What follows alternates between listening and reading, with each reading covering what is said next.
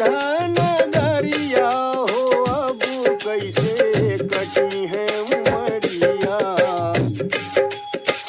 रोवे सब अवध के बासी काहे भइल बनवासी। रोवे सब अवध के बासी काहे भइल बनवासी। कैसे तोहरा बाप महतरिया हो अब कैसे कटी है उमरिया। कैसे तोहरा बाप महतरिया हो अब कैसे कटी है उमरिया। बनवा में जाके प्रभु जी कुटिया रमौले।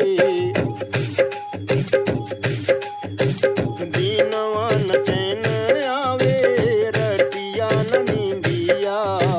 दीनवा न चैन आवे रतिया न नींदिया। कबहू न भूले रामू तोहरी सुरतिया। भूले नाही सिया सुकुमरिया हो अब कैसे कटी है उमरिया। भूले नाही सिया सुकुमरिया हो अब कैसे कटी है उमरिया। बनवा में जाके प्रभु जी कुटिया रमौले।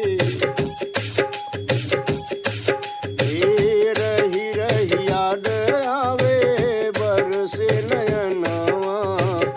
अब कहिया प्रभु जी से होई है दर्शनवा।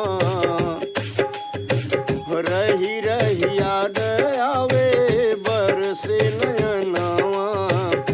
अब कहिया प्रभु जी के होई है दर्शनवा। आंसुअन भीजेला चुनरिया हो अब कैसे कटी है उमरिया। आंसुअन भीजेला चुनरिया हो अब कैसे कटी है उमरिया। बनवा में जाके प्रभु जी कुटिया रमौले। बनवा में जाके प्रभु जी कुटिया रमौले। सुनी कैले